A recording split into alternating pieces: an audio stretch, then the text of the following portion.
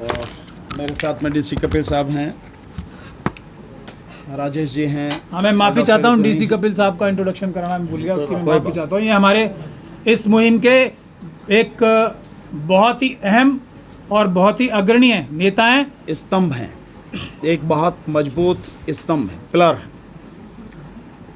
साथियों, मैं आपसे और बल्कि आपके माध्यम से इस देश के जो लोग हैं, वो सभी लोग जो इंसाफ पसंद हैं, न्याय में विश्वास रखते हैं, न्याय करना और अपने लिए लेने की हिम्मत रखते हैं, वो किसी भी समाज के लोग हों और विशेषकर बहुजन समाज के लोगों से,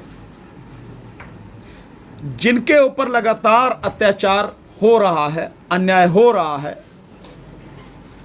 उन सबसे मैं निवेदन करना चाहता हूं, चाहे वो सरकारी कर्मचारी हो, अधिकारी हो, कोई भी हो, चाहे प्राइवेट काम करने वाले लोग हों, स्टूडेंट्स हों, कहीं भी रहने वाले कोई भी लोग हों, सामाजिक कार्यकर्ता हों, राजनीतिक सोच रखने वाले लोग हों, उन सबसे मैं निवेदन करना चाहता हूं, इस आंदोलन में जो 28 तारीख से दिल्ली यूनिवर्सिटी में शुरू हो रहा है दोपहर 12 बजे से, क्योंकि ये बात जैसे महमूद भाई ने कही है, केवल डॉक्टर रितु की नहीं है,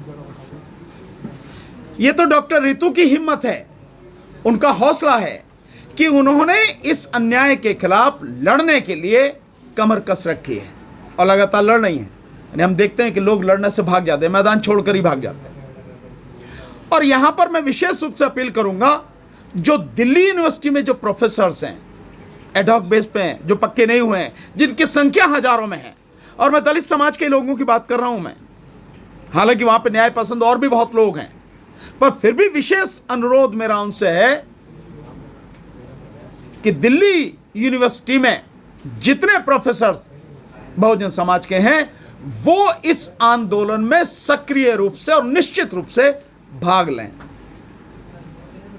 क्योंकि अन्याय आपके साथ भी हो रहा है। आप सालों से काम कर रहे हैं, एडहॉक बेस पे हैं, आपको परमानेंट नहीं किया गया, आपको जॉब नहीं दिया गया, तो आपकी स्थिति भी इसी तरह की है। और अन्याय केवल एक जगह नहीं है, हर क्षेत्र में हो रहा है।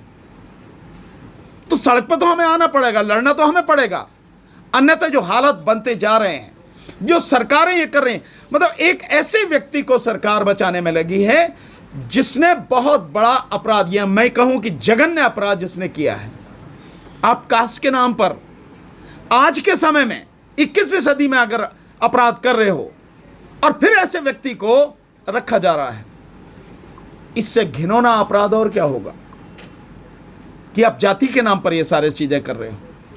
सो ऐसे व्यक्ति को तत्काल प्रभाव से बर्खास्त करना चाहिए था, नहीं किया, बल्कि उसको बचाया जा रहा और हर जगह बचाया जा रहा।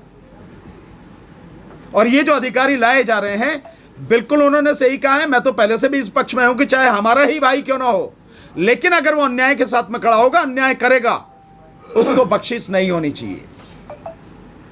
गलत गलत है, चाहे जो भी हो। ये जिस तरह से इस एक्ट में बार बार ला रहे हैं कि जो आईओ है, पहले भी शेड्यूल कास्ट था और अब भी लेडी है, वो भी शेड्यूल कास्ट है, बख्शेंगे नहीं किसी को भी, चाहे जो भी हो। जो गलत है उसके खिलाफ पूरी ताकत से लड़ेंगे। पर मेरा निवेदन समाज के लोगों से, सभी लोगों से है, इस लड़ाई को अंजाम तक पहुंचाने के लिए कम से कम इस एक लड़ाई को हम ईमानदारी से लड़ रहे हैं। तो मैं जानता हूं, मुझे पक्का विश्वास है कि यूनिवर्सिटीज में, एजुकेशन जो इंस्टीट्यूशंस हैं, उनमें कम से कम ये अन्याय नहीं होगा। हालांकि ये अन्याय हर जगह है, SC ST के साथ में अन्याय एक जगह नहीं है, कई जगह है। आजकल तो और भी चालबाजी चलने लगे हैं कि जनरल समाज के लोग जो हैं SC की लड़की से शादी कर लेते हैं। अगर माना कहीं कोई सीट जो है SC है और वो लगता है कि उन्हें लड़ना है, तो वहां पे वो SC की लड़की से शादी कर लेते हैं, उसको इलेक्शन लड़ा लेते हैं और जीत के सारी हुकूमत खुद करते हैं। मतलब ये बड़ा अजीब तमाशा हो रहा है। ये जो चीजें हैं, इन सबको रोकने के लिए यहां से शुरुआत हम लोगों को करनी पड़ेगी। और डॉक्टर रितु के इस मामले को लेकर ये हमारे लिए गर्व की बात है कि डॉक्टर रितु हमारे समाज से हैं और इस लड़ाई को पूरी मजबूती के साथ, बिना किसी डर के, बिना किसी झिझक के, सीना तान कर लड़ रही हैं। हम सबको उनका साथ देना और साथ ईमानदारी से देना है। लोग समय निकाल सकते हैं, अगर चाहेंगे लड़ने के लिए समय निकाल सकते हैं। मैं अपने वकील साथियों से भी निवेदन करूंगा, जहां तक भी ये वीडियो जा रही है, जो भी वकील साथी देख रहे हैं देश में कहीं भी, वो भी इस लड़ाई में भाग लें।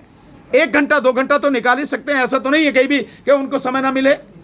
हम भी वकालत करते हैं, हम भी जानते हैं, समाज के लिए समय निकालते हैं। तो वकीलों को भी, डॉक्टर्स को भी, प्रोफेसर्स को भी, स्टूडेंट्स को भी, समाज के और कहीं भी किसी क्षेत्र में सरकारी कर्मचारी हैं, अधिकारी हैं, आप अपना चेहरा सामने न लाएं। अगर आपको डर लगता है तो आप पीछे तो खड़े हो सकते हैं। आंदोलन में बहुत सी चीजों की जरूरत होती है, आप सपोर्ट तो कर सकते हैं। तो जिस तरह से भी सपोर्ट कर सकते हैं, इस आंदोलन को, इस लड़ाई को सपोर्ट करना है, और हम इस लड़ाई को उसके अंजाम तक पहुंचाएंगे।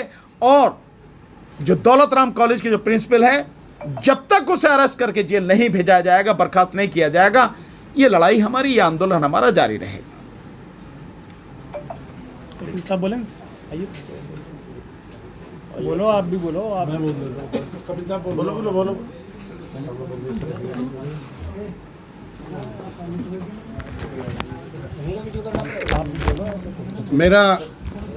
मेरा सभी भाइयों के लिए, अपने जितने भी